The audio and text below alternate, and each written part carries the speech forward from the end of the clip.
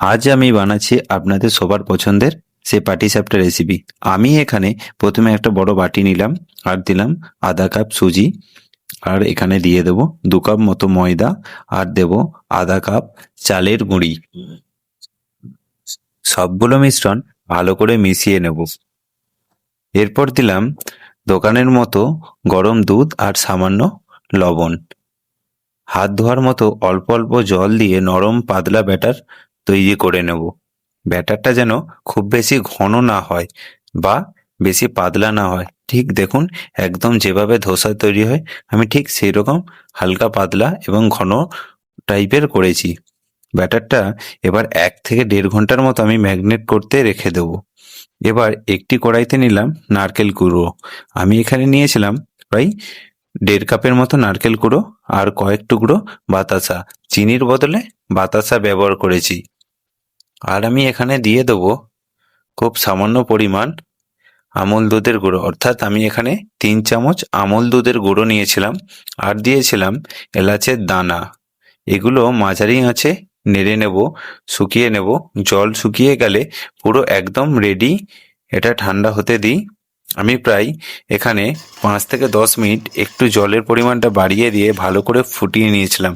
যেহেতু আমল দুধ দিয়েছি, ওর একটা আলাদা গন্ধ আছে, তাই একটু বেশি ফুটিয়ে নিয়ে আমি এটাকে ঠান্ডা করতে দেবো।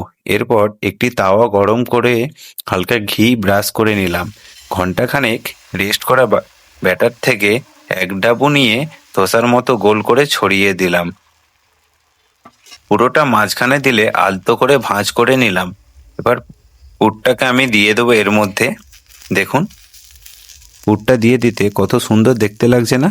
দেখুন এখানে কিন্তু আমার একদম ফাটেনি, তার কারণ আমি এখানে ব্যাটারটা প্রায় 1 ঘন্টার মতো ম্যাগনেট করতে দিয়েছিলাম, যে কারণে চালের গুঁড়ি আর সুজির দানা ভিজতে একটু সময় লাগে আর নরম হতে খুবই সময় নেই।